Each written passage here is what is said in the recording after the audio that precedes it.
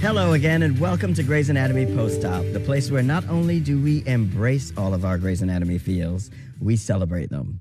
I'm your host, Gordon James, and on today's episode, we have a couple, a dynamic duo, if you will, who have brought you so many amazing moments, from April's flash mob marriage proposal to the epic musical episode. Please welcome former co-showrunners and executive producers, Joan and Tony Phelan. Hello, dynamic duo. Hi. Do you write out loud with each other and then... Let me tell you how we does write. That work? Yeah, tell us that. So we're married, right?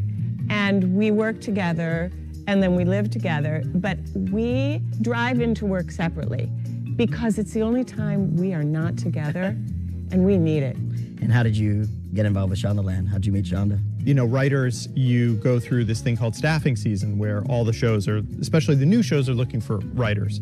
And we had 3 choices of shows to go on: the new Law and Order, or we could go on this show that was called Medium about a girl who talked to the dead, or we could go on this medical thing. We were like, this Law and Order thing is a sure bet. We got to go on this Law and Order. Because that's going to be on forever. And I was in a Starbucks one day, and I overheard these people in line behind me going, "Have you seen that new show called Grey's Anatomy?"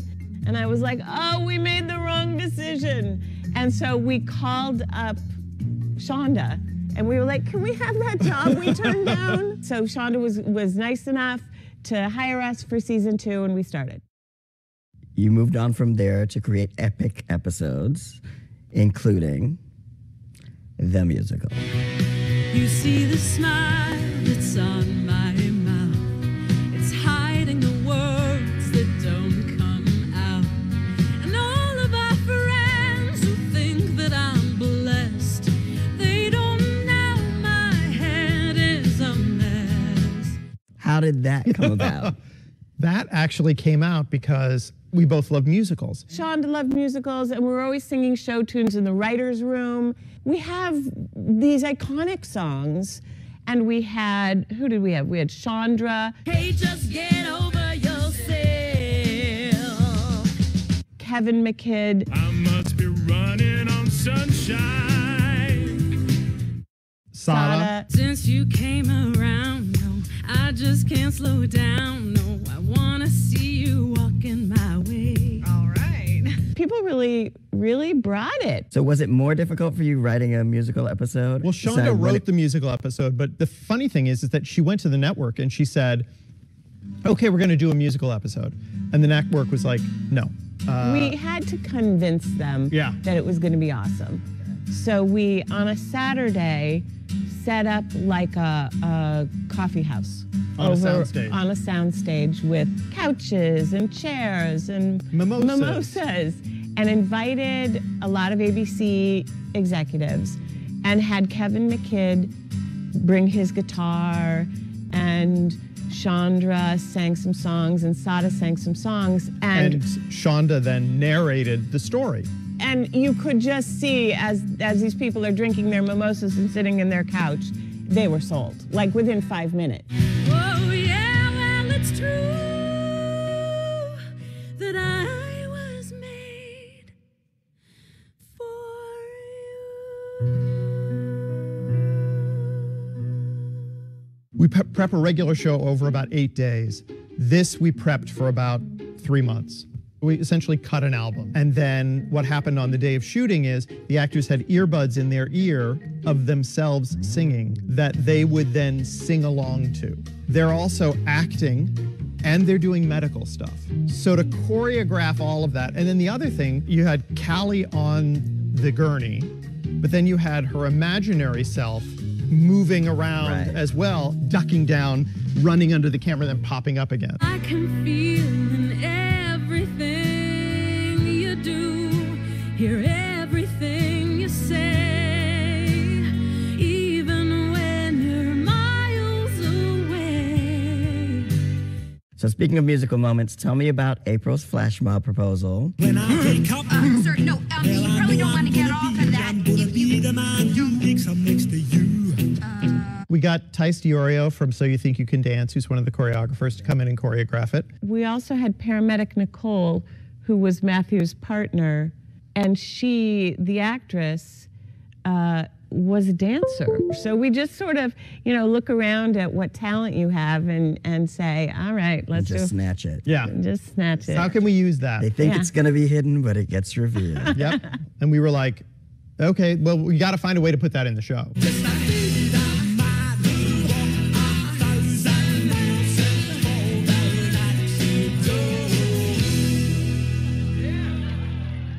So, Joan, what are some of the favorite episodes that you've written? My favorite episode was Ellis's lucid day. I raised you to be an extraordinary human being. So imagine my disappointment when I wake up after 5 years and discover that you're no more than ordinary. Shonda was like, Ellis has to be cruel to Meredith and tell her she's ordinary.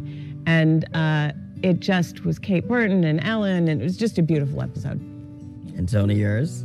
I loved the episode where we went to Iraq with Owen. It was an episode that was about assisted suicide. And it was really powerful. We shot it up in the desert. Everybody had goggles on. There was a windstorm. We were blowing up stuff. And we found a way to weave that into a flashback episode where we see Owen in Iraq. He goes out on patrol with this guy who gets into a situation where Owen needs to end this guy's life. You gotta do it. I can't make you do it. Okay. It hurts. It hurts. It's okay. It's okay. And that's one of the great things about Grey's Anatomy is it's elastic enough that you can do all sorts of stuff and still have it feel like the show. So your last day on set mirrored the same last day as Sandra Oh's. What was that like? Was everybody just a boohoo mess? We were all a wreck. So we were on set for Sandra's last scene, and she's crying, we're crying. She's up in the gallery watching Kevin perform surgery. And he looks up and she's there, and then he does some more surgery, and he looks up and she's gone. She had to duck down so that when he looked up, she wasn't there. So Sandra's last moment on the show was literally her going like, and another take, because Tony's screaming like, we can still see you, Sandra, duck more. It was actually good because it was funny, and we didn't, get too sad. It was nice for the three of us to kind of leave the show at the same time. And I got to shoot Sandra and Ellen dancing it out for the last time together. When to let go. You love this song. Where does the good go? Where does the good go? Which is so much fun. Which to is so much watch. fun. Oh my and gosh. her driving away in the cab and, just like great stuff that really felt like it was kind of capping off our time on the show. How did you feel about being part of a show that was now we're going into our 300th episode? And I remember we were sitting in the writer's room one day, and Shonda said, we were like, how long is this thing gonna run? And Shonda said, can you imagine if it ran like 7 years? And we laughed like, oh my God, wouldn't that be amazing and incredible? And it's not gonna happen. And look at it now. Tony and Joan, it's been such a pleasure. Thank you so much for coming. You. Thanks so much for watching, and don't forget to check out the Love Grey's Hub on abc.com for everything Grey's Anatomy. I'll see you next Wednesday here on abc.com with a brand new installment of Grey's Anatomy Post-Op. Until then, I got you. Here's an exclusive sneak peek at tomorrow's brand new episode of Grey's Anatomy, premiering at 8, 7 Central on ABC. I just want to see my kid. I'll take oral antibiotics. It's just a low-grade fever. No, unfortunately, it's more than that. Your white count is elevated. There's some erythema. We're going to need to do 3 days IV of cefazolin. 3 days? I'm sorry. Ugh.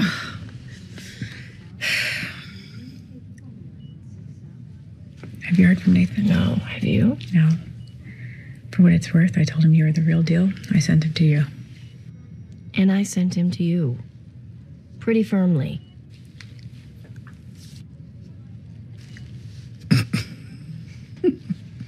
I think we broke his brain. Catch every